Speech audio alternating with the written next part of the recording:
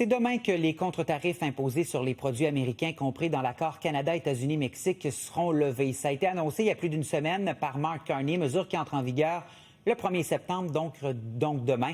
On en parle avec Christina Santini, qui est directrice des affaires nationales à la Fédération canadienne de l'entreprise indépendante. Bonjour. Bonjour, Simon. Merci beaucoup d'être avec nous ce matin. Donc, demain, lever des contre-tarifs sur plusieurs produits. Pour les PME, comment on réagit à cette levée des contre-tarifs de la part du Canada? Pour ceux qui ont été touchés par les contre-mesures, c'est un souffle de soulagement. C'était des coûts que beaucoup d'entre eux absorbaient, qui ne passaient pas à leurs clients, et donc ça fragilisait leur état financier. Donc, le fait que le gouvernement va arrêter d'appliquer cette charge sur les entreprises canadiennes, sur les Canadiens, vraiment, c'est un soupir. Ça va réduire leur coût d'opération. Parce qu'on voit que c'était vraiment une variété de produits là, qui étaient visés. Donc, beaucoup de PME ont absorbé le coût et n'ont pas nécessairement donné la facture aux consommateurs, si je comprends bien. Absolument. Donc ça a marché dans leur marge. Il y avait moins de profit à faire. S'ils ont d'autres stress, ils sont moins capables d'aller de l'avant. C'est comme si on touche sur nos fonds d'urgence. Donc, le fait que maintenant, ils n'ont pas à absorber ces coûts-là, ça va aider beaucoup d'entre eux. Mais clairement, il faut faire quelque chose pour aider les entreprises qui continuent à faire face à un contexte très instable vis-à-vis les tarifs et les coûts d'opération. Ça a été tout un début de décennie 2025, on peut dire.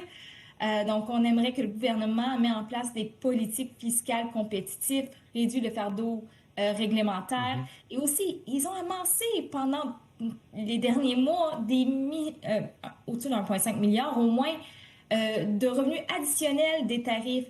Ça serait peut-être une bonne idée qui renvoie cet argent-là aux PME, mais pas juste certains secteurs tels que l'acier et l'aluminium. Parce que comme vous avez vu par les produits que vous avez mis en avant, il y avait aussi des secteurs alimentaires et des secteurs hospitaliers qui auraient été fortement affectés par ces contre-tarifs.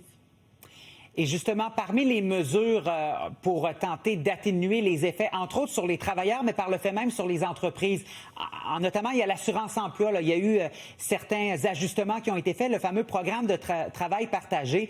Nous avons obtenu des données ici à TVA Nouvelles. C'est à peu près 26 700 travailleurs là, qui bénéficient du travail partagé. Est-ce que ces mesures-là, pour aider les entreprises à garder leurs employés, c'est suffisant à ce stade-ci, à votre avis? Ces mesures-là, ça aide des entreprises à garder les employés et aussi ça aide les employés à garder leur emploi. Ça bénéficie les deux, l'employeur et l'employé, pour leur donner du temps à se réaligner. Ça aide surtout pour le secteur, disons, manufacturier ou vente à détail.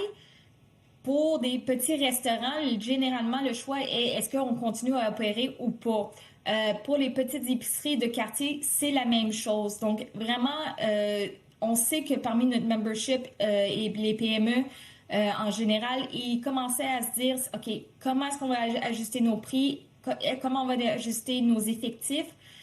Ou la manière qu'on opère, puis est-ce qu'on peut continuer à opérer? C'est toujours des questions qui se demandent parce qu'en réalité, il n'y a pas juste les contre-mesures qui les affectaient. Il y a d'autres tarifs et il y a d'autres coûts qui se mettent dans le système.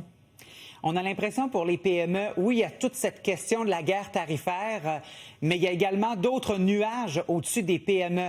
Bon, Post-Canada, on sait que ça a fait mal avant la période des fêtes. On est encore dans l'incertitude en ce moment. On a aussi, il y a d'autres dossiers, d'autres conflits de travail qui vous ont affecté. Comment on pourrait mieux soutenir les PME? Parce que, oui, il y a l'incertitude en lien avec les tarifs douaniers, mais il y a également plein d'éléments extérieurs qui amènent une espèce de tempête parfaite. Est-ce qu'on peut utiliser ce terme-là? Absolument. Ils sont déjà dans un état fragilisé. Il y a eu beaucoup d'imprévisibilité, comme vous avez dit, dernièrement, que ce soit à travers COVID, l'augmentation d'inflation, la réduction de demande en conséquence et maintenant la guerre tarifaire. Vraiment, jusqu'à date, les années 2020 ont été très imprévisibles. Le plus grand cadeau qu'ils pouvaient recevoir, c'est de la prévisibilité. Est-ce qu'on va retourner à un taux d'inflation qui est plus ou moins stable, comme ça que je sais comment que je vais être capable de... qu'est-ce que je dois charger mes employés, qu'est-ce que je dois bider comme contrat à long terme, ou est-ce que je vais toujours avoir une grande fluctuation? Est-ce que j'aurai accès à mes travailleurs d'une manière constante? ou à un marché de travail toujours constante, ou est-ce qu'on va voir qu'il va soudainement rétrécir rapidement à cause des politiques d'immigration? Il y a beaucoup de différences ou de considérations, je devrais dire, qui rentrent dans l'équation. Et vous avez fait appel à la chaîne d'approvisionnement.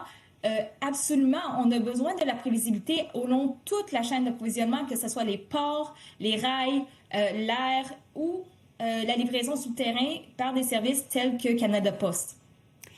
Et en terminant, en lien avec la guerre commerciale, quelles sont vos attentes envers le gouvernement dans la manière de négocier avec les États-Unis? Est-ce que vous trouvez que le Canada fait peut-être trop de concessions à l'heure actuelle? Ultimement, on souhaite avoir une résolution rapide à ceci, mais bien sûr, on ne voudrait pas que le Canada cherche à être trop désespéré et accepter n'importe quoi qui défavoriserait les PME. C'est un équilibre très délicat et on comprend qu'il y a des tactiques de négociation qui se passent sur les deux côtés. On sait que parmi nos membres, il y avait un appui pour les contre-tarifs, mais ça les affectait hautement. Et vraiment, ça va soulager ceux qui ont été affectés directement ou qui devaient le payer directement ou indirectement. Sur les négociations, on souhaiterait avoir une conclusion rapide. Mais ça, il y a deux parties, il ne peut pas tout contrôler. Ce qu'il peut contrôler, c'est leur politique fiscale. Ce qu'il peut contrôler, c'est ce qu'ils font avec au-dessus de 1,5 milliard de dollars qu'ils ont amassé avec les contre-mesures dans les derniers mois.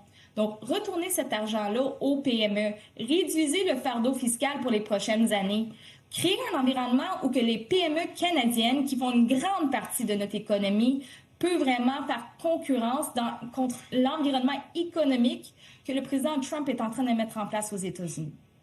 Christina Santini, directrice des affaires nationales à la Fédération canadienne de l'entreprise indépendante. Merci beaucoup d'avoir été avec nous ce matin.